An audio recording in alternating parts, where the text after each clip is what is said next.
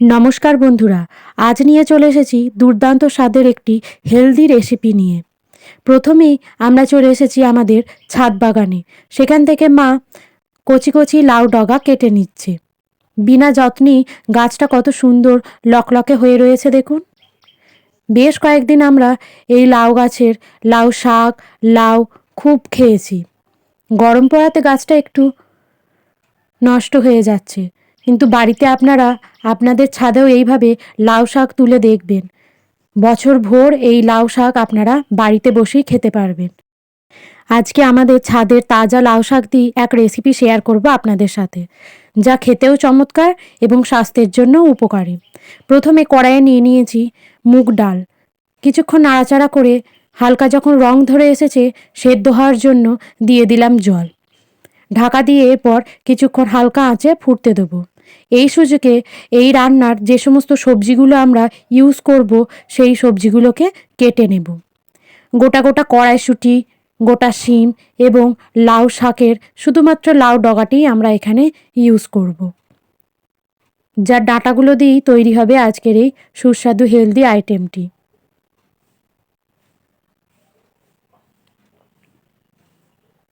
মা এখানে সমস্ত সবজিগুলো খুব সুন্দরভাবে কেটে নিচ্ছে। আর তো কয়েকটা দিন রয়েছে শীতকাল। শীতকালীন এই সবজিগুলো দিয়ে যত রকমের পারবেন বাড়িতে তৈরি করুন রান্না এবং মন ভরে খেয়ে নিন। দেখুন, সবজি কাটতে কাটতে ডালও ফুটে এসেছে।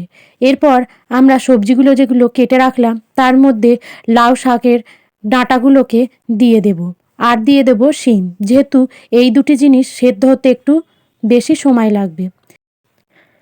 শিম ও লাউ ডাঁটা সেদ্ধ হয়ে গেলে এরপর দিয়ে দেবো গোটা গোটা কড়াইশুঁটি, আর দিয়ে দেব কিছুটা পরিমাণে হলুদ গুঁড়ো, স্বাদ অনুসারে লবণ। এখানে সেরকম কোনো মশলাই লাগবে না, জাস্ট কয়েকটা অল্প উপকরণেই হয়ে যাবে দুর্দান্ত স্বাদের হেলদি একটি ডাল। স্বাদ অনুসারে দিয়ে দিলাম চিনি। তারপর ফুটে এলে এর মধ্যে দিয়ে দেব টুকরো করে রাখা টমেটো। এখানে যা যা উপকরণ আমরা ইউজ করছি সবজি হিসেবে সবই কিন্তু শীতকালীন, তাই এই শীতের আমেজকে আরও মনে রাখার জন্যে এই সবজি ডালটা একবার খেয়ে দেখবেন। কড়াইয়ে এরপর ফোড়নের জন্য দিয়ে দিলাম সর্ষের তেল, গোটা জিরে, গোটা শুকনো লঙ্কা এবং চেরা কাঁচা লঙ্কা।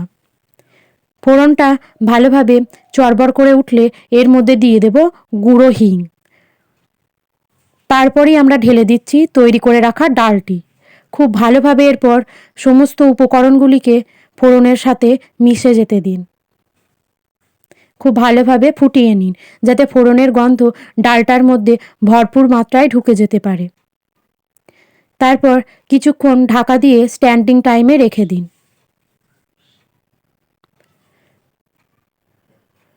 এইভাবে বাচ্চা থেকে বয়স্ক সকলকে এই ডালটা খাইয়ে দেখুন। খাওয়াও যেমন উপকারী, তেমনই খেতেও খুব ভালো লাগবে। গরম গরম ভাত আর এই সবজি ডাল, আর কিচ্ছুই আপনার লাগবে না। কেমন লাগলো বাড়িতে করে অবশ্যই জানাবেন।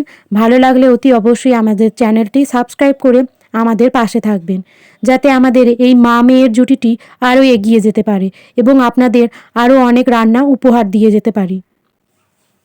সকলে খুবই ভালো থাকবেন, সুস্থ থাকবেন।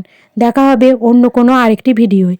ততক্ষণ আপনারা দেখে নিন আমাদের চ্যানেলের আরও অনেক রকম যে সমস্ত ভিডিও রয়েছে সেগুলি।